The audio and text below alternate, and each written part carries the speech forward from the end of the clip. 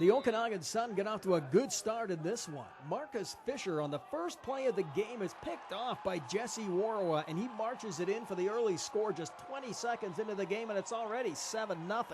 The Sun would have to keep a handle on Nick Downey in this game, and they do. Here, the 2009 Most Outstanding Special Teams player fumbles the ball. The Rams would end up with only 50 yards on the ground, just 17 for Downey. Sun starter Bobby Davis then goes to work, scrambling and eluding a tackle for a big gain. His numbers would not be great on this night, no TDs, but he was effective. It was the defense and special teams that would prove solid in this game. Robbie Yoakum with a good punt return here, setting up decent field position for Davis to go to work. And he does. Under pressure, he finds receiver Danny Turek. That is followed by a pass to Matt Shearwater, who gets inside the 3.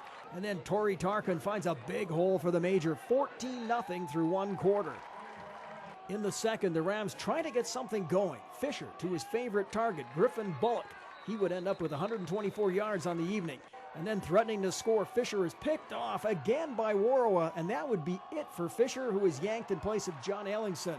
The Sun put the exclamation point on that interception. On the first play, deep in their turf on the 1-yard line, Torrey Tarkin almost gets caught for the safety, breaks a couple of tackles, and he is gone for a 109-yard romp, a Sun team record, which also ties a BCFC and CJFL record. An incredible run for Tarkin, and the extra point makes it 21-0. On a punt, the Rams concede a safety to make it 23-0 at the half. Things don't get much better for Ellingson and the Rams in the second half. Here's a sack by lineman Mitchell Wolseley. South Surrey finally get on the board with a Nick Boyd 33-yarder to cut the deficit to 20. Still, nothing goes right for the Rams. Even a fake field goal is dropped by the receiver. Then with Taylor Pawkins in for Davis, he finds Shearwater for a 53-yard strike. That makes the final 30-3 as the Sun burns South Surrey on a thick Saturday night in the Smokanogan. Pleasantly surprised, yeah. I knew that if we came out and executed like we can, that we could put up some points, and I know our defense is stellar, and I knew they weren't going to give up too much, so I'm not totally surprised, but I'm happy all the same. I mean, they pretty much did what we've seen all week and what our coaches drilled into our heads all week. And, that proved on the scoreboard. They only had 3 points on us. And the offense definitely stepped it up a notch from last week. I mean, there's still definitely a couple kinks that we can be worked out.